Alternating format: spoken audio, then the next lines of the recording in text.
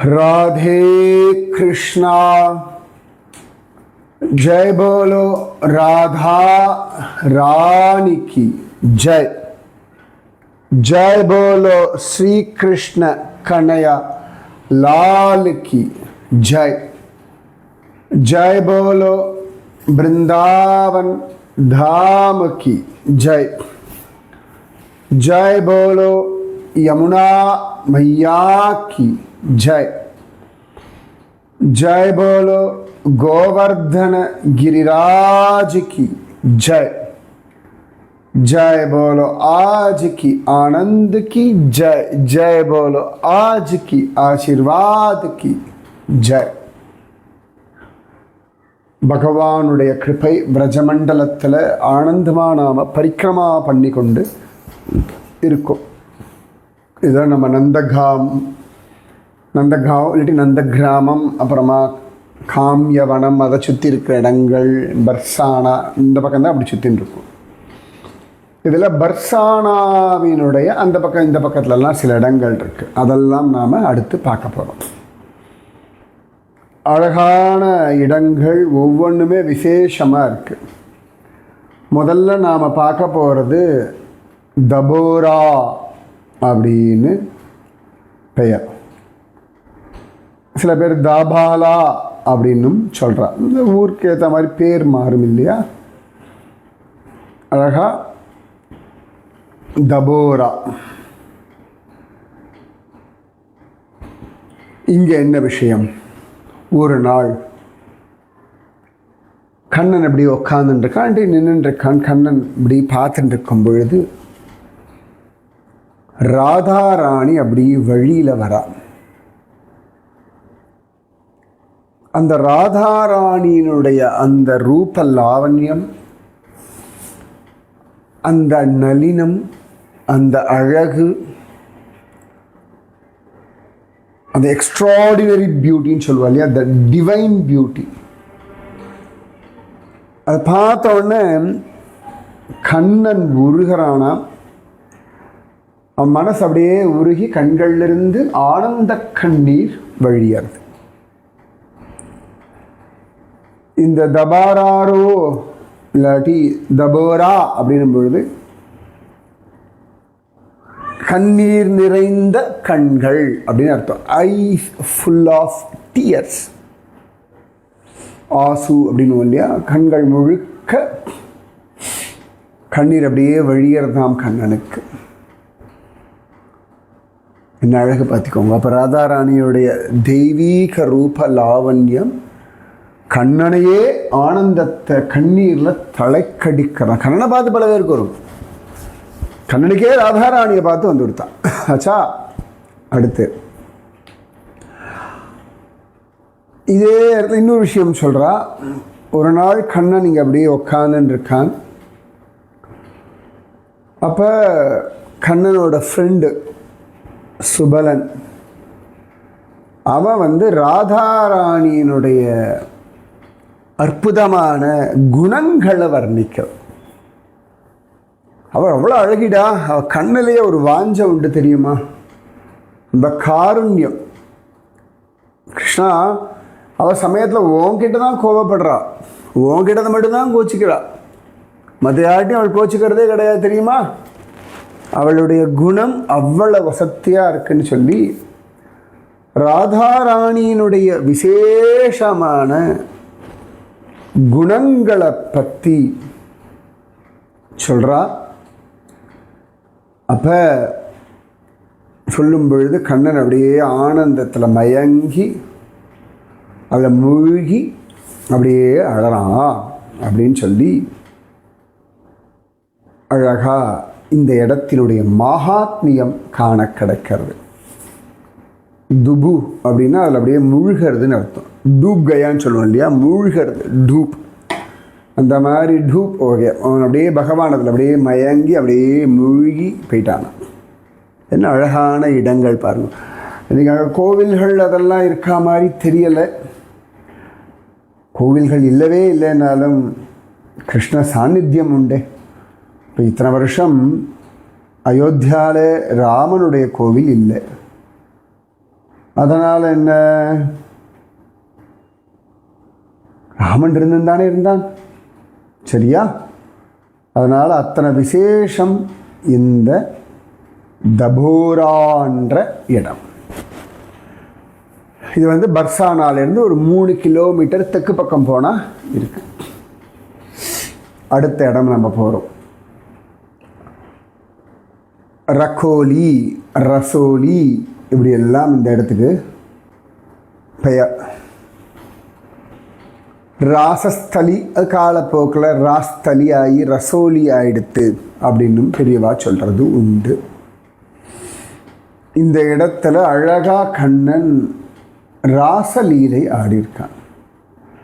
இன்னைக்கு வந்து இந்த தபோரா அதெல்லாம் ஒரு சின்ன கிராமம் ஆயிடுத்து. கண்ணன் இருந்த காலத்தில் வெறும் மாட்டுக்காடாக தான் இருந்திருப்பா, இல்லாட்டி வெறும் காடாக இருந்திருக்கும். ஸோ இந்த ரசோலி இல்லாட்டி ரகோலி இந்த இடம் கண்ணனுக்கு ரொம்ப பிடிச்ச இடமா.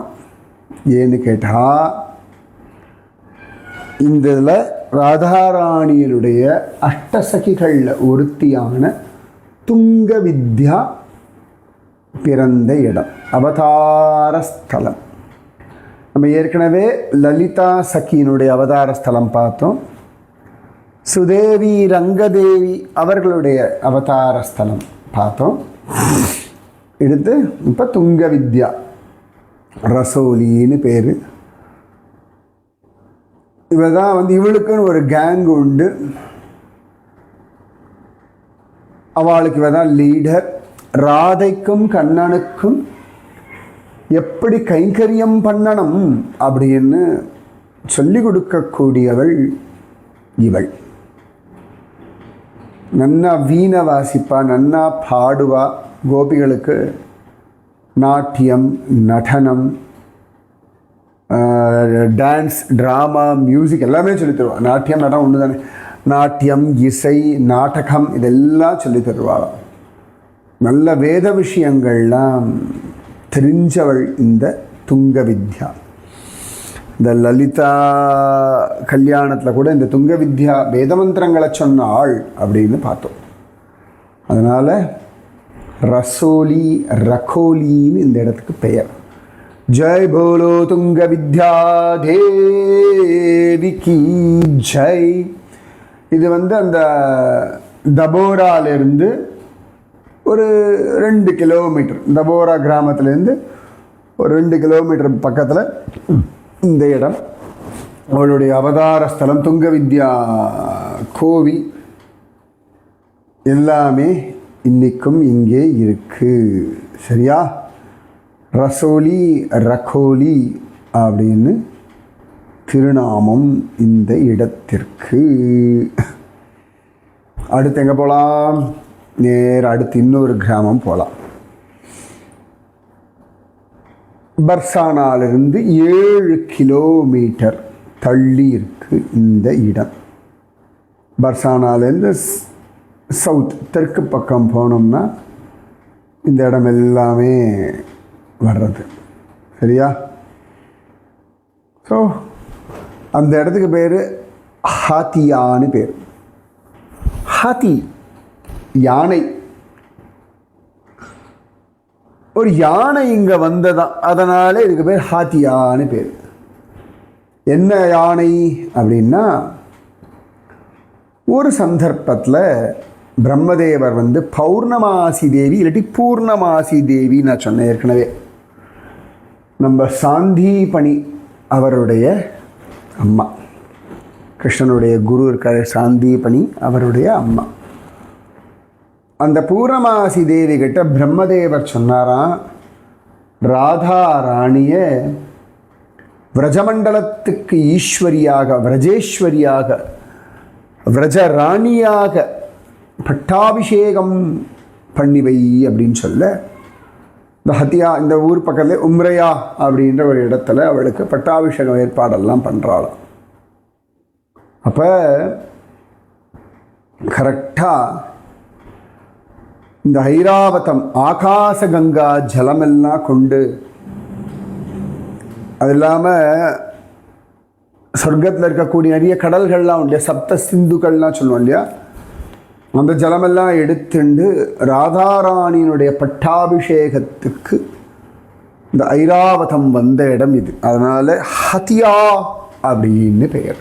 ராதாராணிக்கு விரஜேஸ்வரி, விரஜராணி, பிருந்தாவனேஸ்வரி, பிருந்தாவன ராணி, ராசேஸ்வரி, ராசநாயகி, ராசராணி அப்படின்னு சொல்லி அவளுக்கு பட்டாபிஷேகம் பண்ணி வச்சாலாம். அதற்கு இந்திரனுடைய ஐராவதம் வந்த ஸ்தலம் ஹதியா. ஸோ என்னென்னலாம் பார்த்தோம்? தபோரா, ரசோலி, அழகா, ஹதியா. சரியா? ஸோ 3 அடுத்து இன்னொரு கிராமத்துக்கு போகலாமா? இது பர்சானாவினுடைய கிழக்கில், பர்சானாலேருந்து ஒரு 6 கிலோமீட்டர் கிழக்கு பக்கம் போனால் இந்த இடம் வர்றது. கமி அப்படின்னு சொல்கிறான், கமாயி அப்படின்னு சொல்கிறா. ஓகேவா? முக்கியமாக ராதாராணியினுடைய பிரிய சகில ஒருத்தியான யார்? நம்ம விசாகா தேவி. விசாகா சகி அவதாரம் பண்ண ஸ்தலம் இது. சரியா? கமயி, கமை அப்படின்னு சொல்கிறா, கமாயி அப்படின்னு சொல்லுவா, கமி அப்படின்னு சொல்கிறதும் உண்டு. ஜெய் போலோ விசாகா தேவி கி ஜெய். இந்த விசாகா தேவி ராதைக்கும் கண்ணனுக்கும் ரொம்ப நெருங்கின ஒருத்தி. எப்படி லலிதா உண்டோ அதுபோல இந்த விசாகா தேவி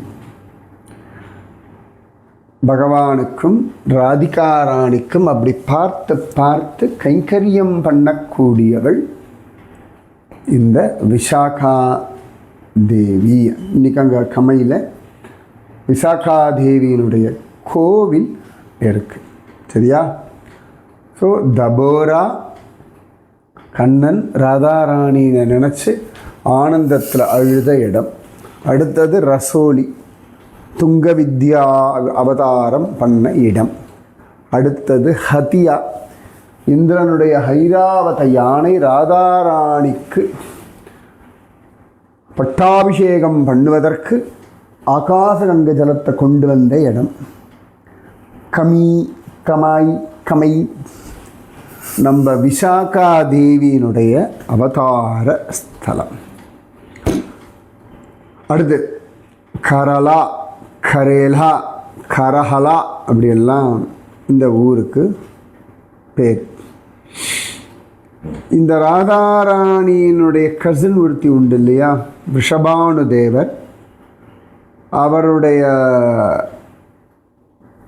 பிரதர்ஸ் எல்லாம் உண்டு இல்லையா,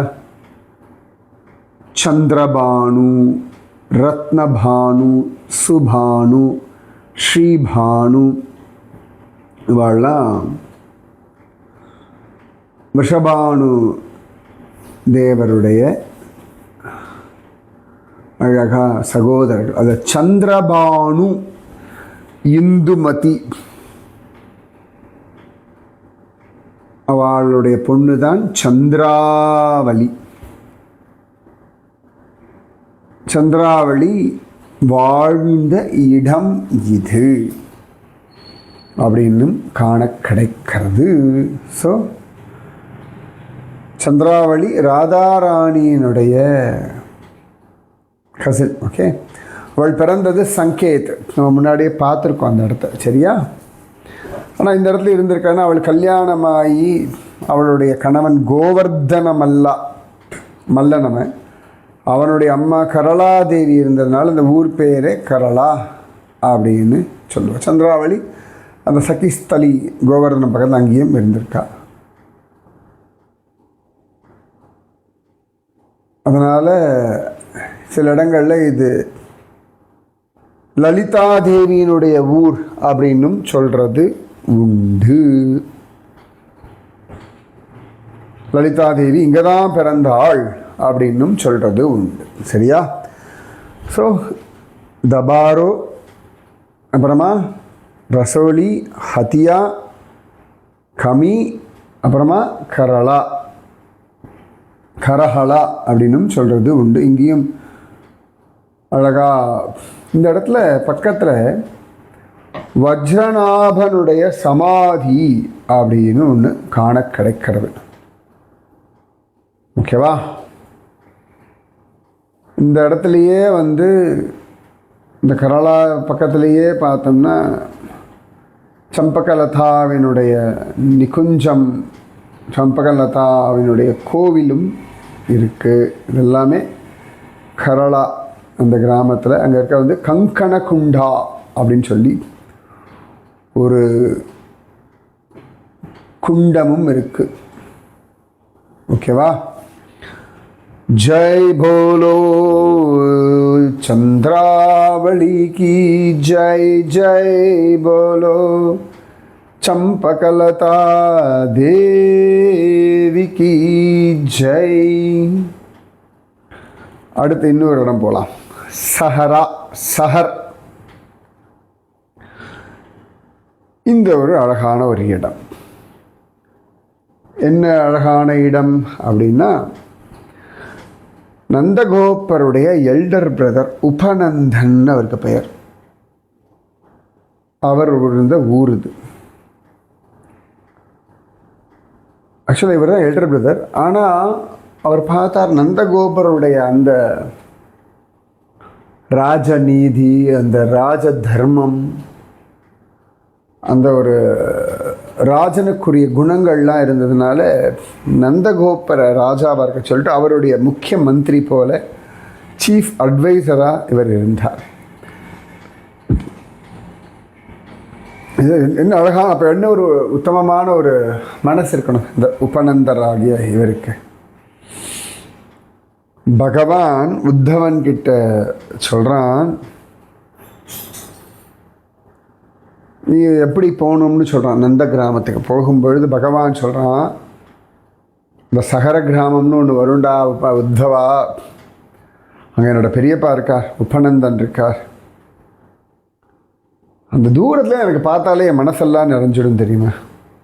உனக்கு ஒன்று தெரியுமா உத்தவா, நான் என்னை அக்ரூரர் நந்த கிராமத்துலேருந்து அழைச்சிண்டு மதுரா வரும்பொழுது, இந்த வழியாக நான் வரும்பொழுது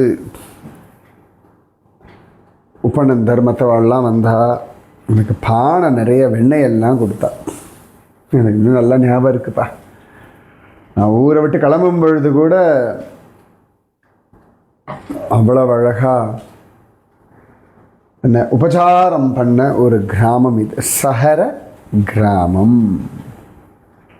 சூப்பர்ல, எத்தனை நல்லா இருக்குது பார்த்துக்கோங்க. நான் திரும்பி ரிப்பீட் பண்ணோமா, நீங்களே கொஞ்சம் யோசிக்கும். சரியா? அடுத்து இன்னொரு கிராமம். இது 10 கிலோமீட்டர் ஈஸ்ட் ஃப்ரம் பர்சானா. அடுத்தது சங்கி அப்படின்னு ஒரு இடம். சங்கி, சங்கச்சூடா. சங்கச்சூடன்னு ஒரு அசுரன். அசுரன் எப்படின்னா அவனோட குணத்தினாலே. இவன் யாருன்னு கேட்டால் குபேரனுடைய வேலைக்காரன் சங்கச்சூடன். நல்ல பணம், பெரிய போஸ்ட்டு. அதனால் என்ன ஆயிடுதுன்னா, அந்த நிறைய பணம் எல்லாம் இருக்க, உலகம்லாம் கொண்டாட, பெரிய போஸ்ட்டு பதவியெலாம் இருக்கும் பொழுது மிஸ்யூஸ் பண்ணுறதுக்கு மனசு வரும். அதெல்லாம் தாண்டி ஜெயிக்கணும். பெரிய பதவிகள்லாம் இருந்து மிஸ்யூஸ் ஆகாமல் அதை தப்பு வழியில் போகாத சில பேர், குலசேகர ஆழ்வா, சத்ரபதி சிவாஜி, இவாள். அவன் என்ன பண்ணிட்டான், அந்த சங்கச்சூடன்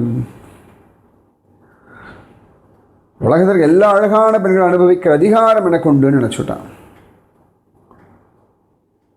ஒரு நாள்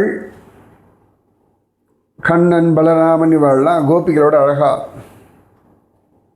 ஹோலி எல்லாம் விளையாடிட்டு இருக்கா. ஷாம குட்டீரா அப்படின்னு ஒரு இடத்துல. அவ்வளோ நல்லா இருக்கு அந்த ஹோலி விளையாட்டு. ஆடி பாடிண்டு கிருஷ்ணனும் ஆடுறான் பாடுறான், பலராமரும் பாடுறார்.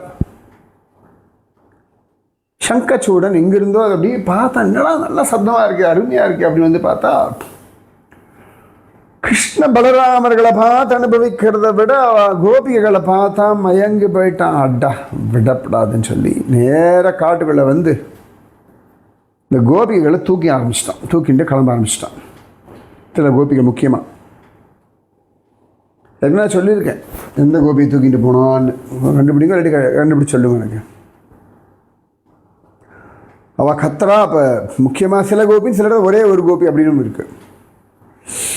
கிருஷ்ணனும் பலராமனும் துரத்துறா. அவன் அந்த வேகத்தில் ஓடுறான். அப்போ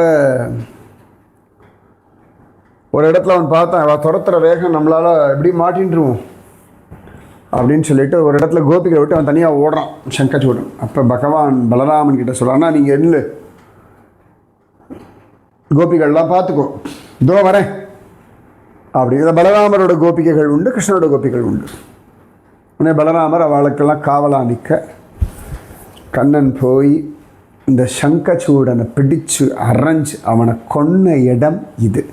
சங்கி அப்படின்னு இந்த இடத்துக்கு பெயர்.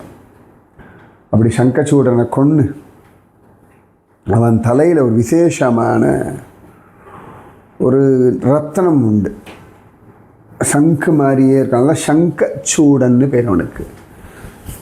சூடாமணின்னு வந்து சங்கச்சூடாமணி, அதான் சங்கச்சூடன்னு பேர்.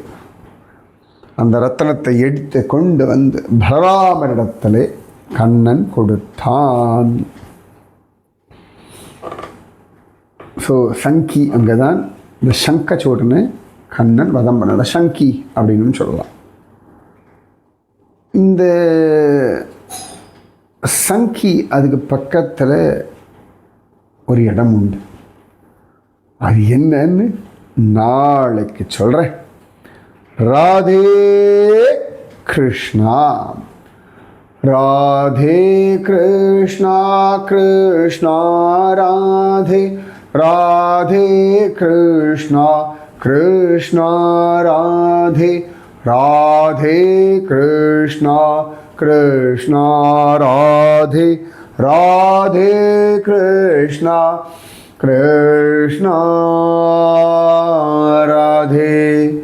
जय बोलो राधा रानी की जय, जय बोलो श्री कृष्ण कन्हैया लाल की जय, जय बोलो वृंदावन धाम की जय, जय बोलो यमुना मैया की जय, जय बोलो गोवर्धन गिरिराज की जय, जय बोलो आज की आनंद की जय, जय बोलो आज की आशीर्वाद की जय।